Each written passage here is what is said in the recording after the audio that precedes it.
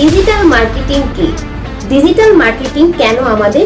Digital marketing কে কিভাবে আমরা কাজে লাগাবো সেটা যদি আমাদের মতন বাঙালি না বুঝে থাকে তাহলে আমাদের মতন ব্যর্থ মানুষ আর কেউ হতে পারে না। হ্যালো এভরিওয়ান, আসসালামু আলাইকুম। আশা রাখছি প্রত্যেকে অনেক বেশি ভালো আছেন। আজকে আবারও চলে এসেছি আপনাদের মাঝে নতুন একটি টপিক নিয়ে আলোচনা করার জন্য।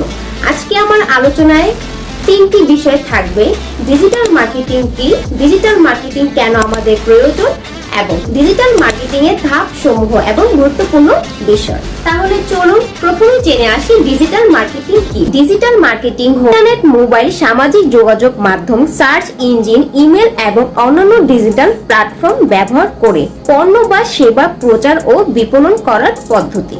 এবার আসুন জেনে নিই ডিজিটাল মার্কেটিং কেন প্রয়োজন। বৃহৎ দর্শক গোষ্ঠী পৌঁছানো যায়। ইন্টারনেট ব্যবহারকারীর সংখ্যা প্রতিনিয়ত বেড়েই চলেছে, যার ফলে বিশ্বের যে কোনো প্রান্তে মার্কেট টার্গেট করা কিন্তু খুব ইজি হয়ে যাচ্ছে। রিয়েল টাইম যোগাযোগ করা সম্ভব। কন্টেন্ট, মেসেজ বা চ্যাট কোডের মাধ্যমে এখন কিন্তু খুব সহজেই ক্রেতাদের সঙ্গে যোগাযোগ করা যাচ্ছে।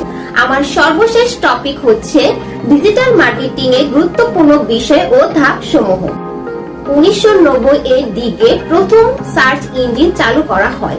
এর মাধ্যমে ওয়েবসাইটের তথ্য পাওয়া খুব সহজ হতে থাকে।